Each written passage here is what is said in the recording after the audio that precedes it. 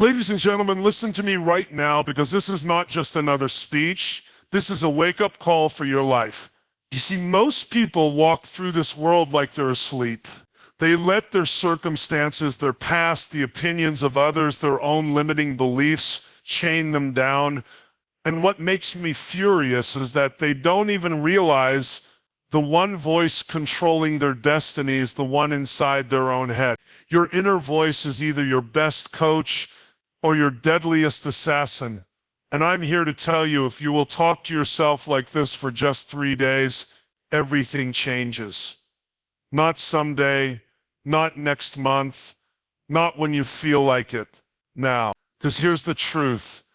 The conversations you have with yourself when no one's watching are shaping the quality of your life. And for most people, those conversations are weak, defeated, apologetic. Your inner voice shapes your destiny. It is the single most powerful force you have access to every moment of every day.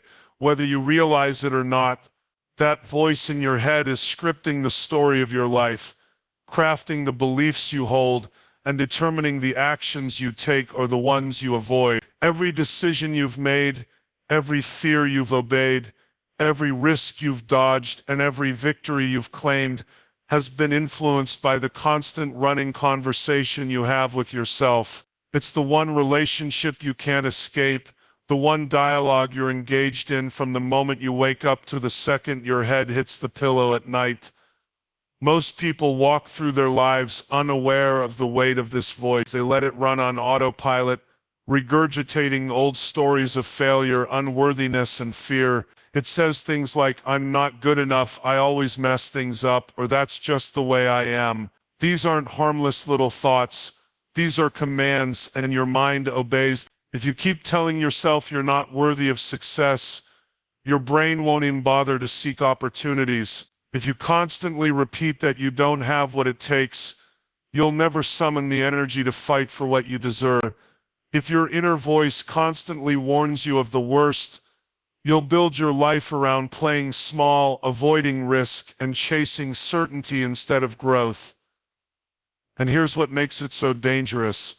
This voice doesn't shout, it whispers. It speaks in tones so familiar, so casual, that you don't even question it.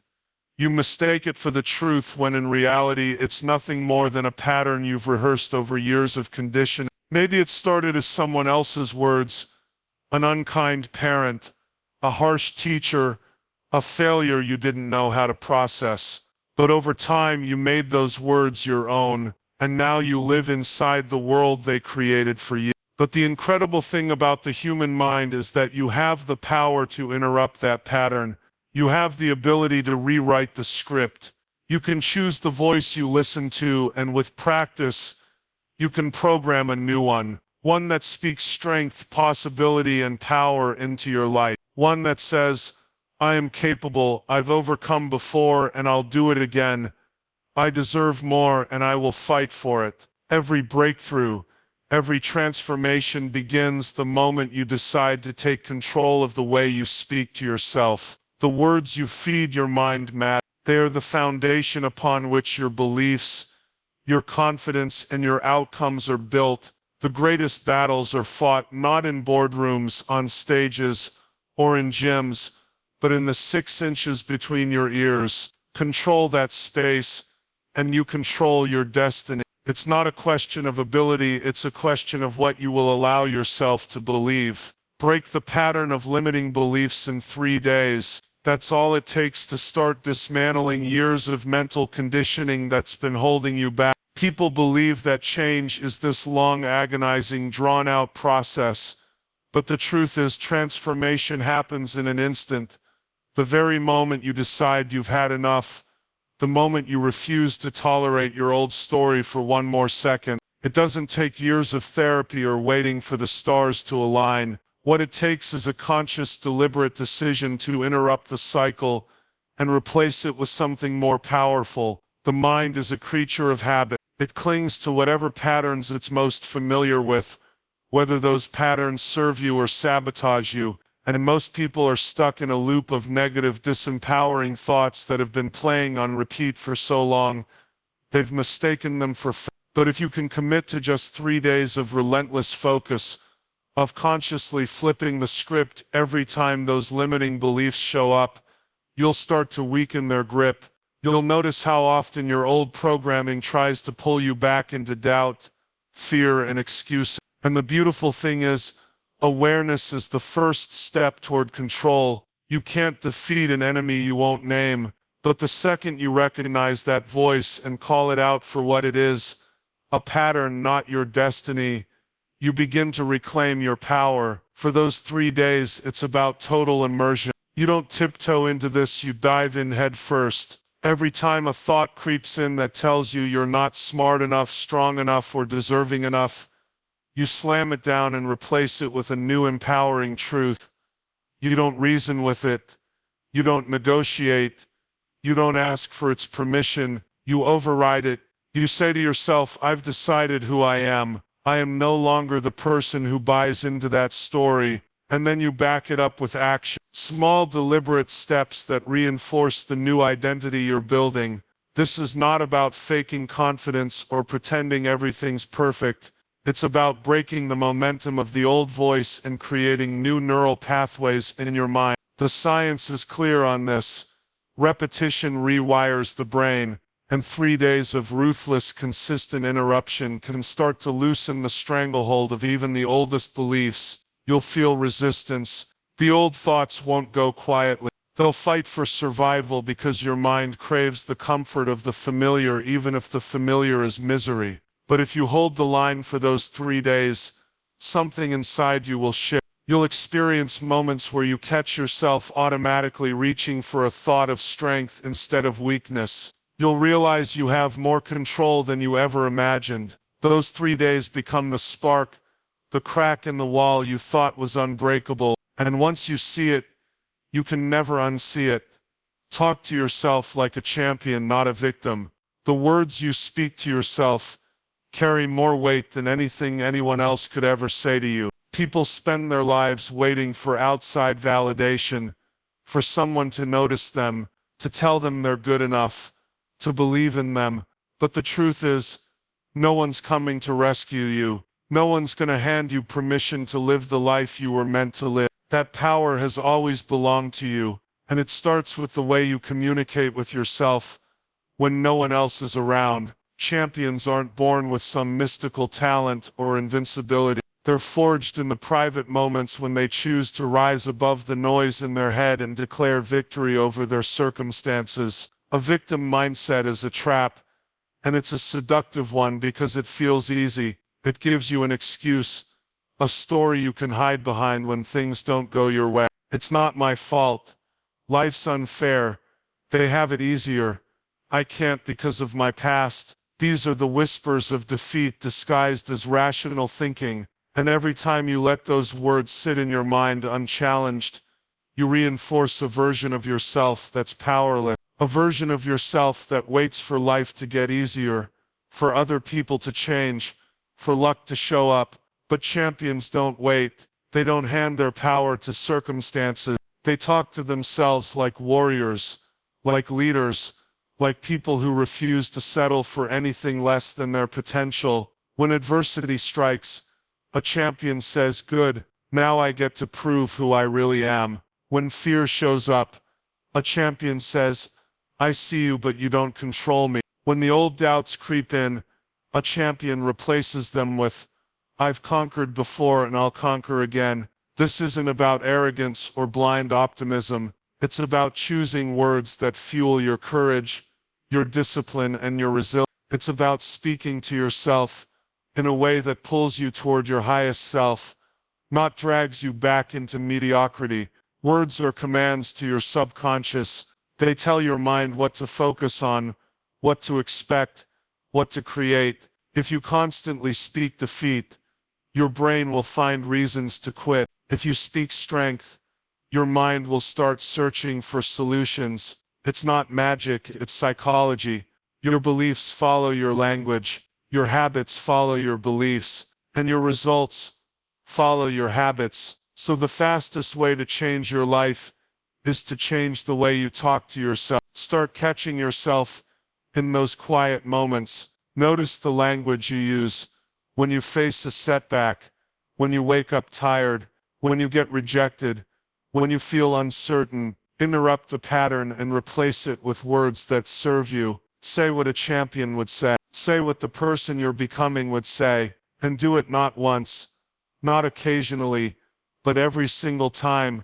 Declare your power, worth, and relentlessness daily. This isn't a motivational cliche or some feel-good affirmation you whisper once and forget about. It's a discipline, a decision you make every morning before the world has a chance to tell you who you are. Because if you don't decide your worth, your environment will. If you don't claim your power, your circumstances will steal it. And if you don't tap into your relentlessness, life's inevitable obstacles will convince you to settle. Every day you wake up, you're stepping onto a battlefield of your own mind. The doubts, the insecurities, the old stories, they're waiting for you the moment you open your eyes. That's why you can't afford to ease into your day casually. You have to stake your claim the second you wake up. You have to look yourself in the mirror and say, "This is my life. I control the outcome. I decide how this day goes. I'm not here to play small. I'm here to take ground." Your brain responds to certainty. When you declare your power out loud with conviction, you start to wire your mind for confidence. It's not about pretending everything's perfect. It's about reminding yourself who you are before the world tries to make you forget. There's a different energy in a person who's declared their worth. You can see it in their eyes, hear it in their voice, feel it in their presence. They don't walk into a room hoping to be noticed. They walk in already knowing they belong. Worth isn't something you earn through achievements or praise. It's something you decide about yourself. You're valuable because you're here, because you have breath in your lungs and potential in your bone. When you recognize that, you stop begging for scraps of validation from people who don't even understand your vision. You stop shrinking yourself to fit into rooms you were meant to lead. You stop apologizing for your ambitions, your standards, your hunger for more, and relentlessness.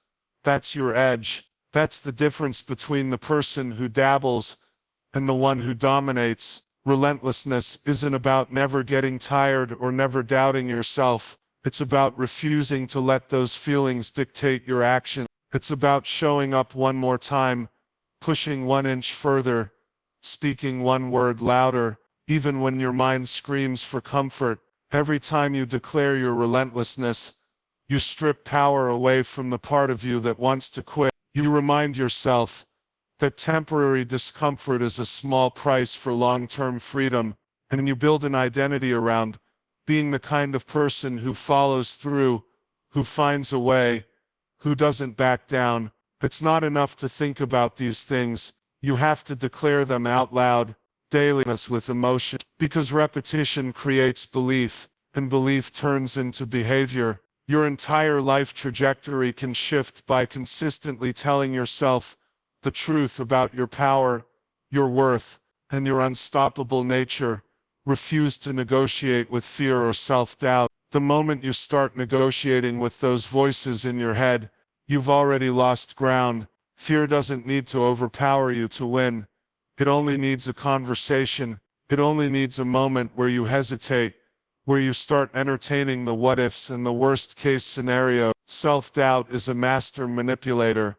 It knows how to disguise itself as logic, as caution, as being realistic. It whispers things like, "Maybe now's not the right time. What if you fail again, or you're not like those people?" And if you let those thoughts sit in your mind for even a moment, they start to grow roots. They spread, they multiply, and they rob you of your courage before you even take your first step.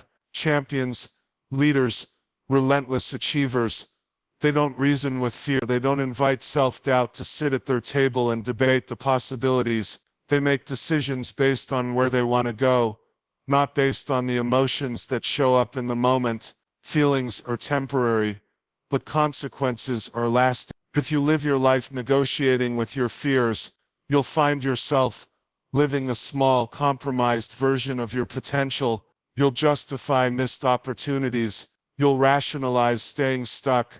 You'll convince yourself that survival is enough, when deep down you were built to conquer. The mind loves safety. It craves certainty, and fear uses that against you. Every time you're about to take a leap, every time you're on the edge of something bigger, fear will show up and tell you 1,000 reasons why you shouldn't. It will use your past against you. It will exaggerate the risks. It will minimize your strengths. And if you negotiate, if you try to reason with it, you'll end up talking yourself out of the life you actually want. This is why you must develop a zero-tolerance policy for those internal conversations. The second a limiting thought enters your mind, you cut it off. You don't entertain it. You don't give it room to breathe. You replace it immediately with a statement of power, of intention, of decision.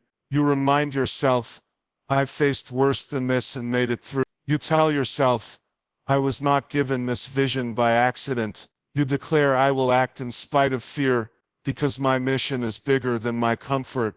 Action is the antidote to fear. Every time you take a step forward while your mind is screaming to retreat, you diminish fear's influence. You prove to yourself that those voices are liars, that those imagined disasters rarely materialize, and even if they do, you're stronger than you think. Most people waste years of their lives negotiating with fears that were never real to begin with. They trade their potential for temporary relief. They trade growth for the illusion of safety, and at the end of it, they're left with regret. That's the real cost of hesitation. That's the price of entertaining those conversations. The world makes room for those who refuse to be denied. There's a different energy, a different presence, a different frequency that radiates from a person who has decided they will not be stopped. It's undeniable. People can sense it when you walk into a room. It's not arrogance. It's certainty. It's not desperation.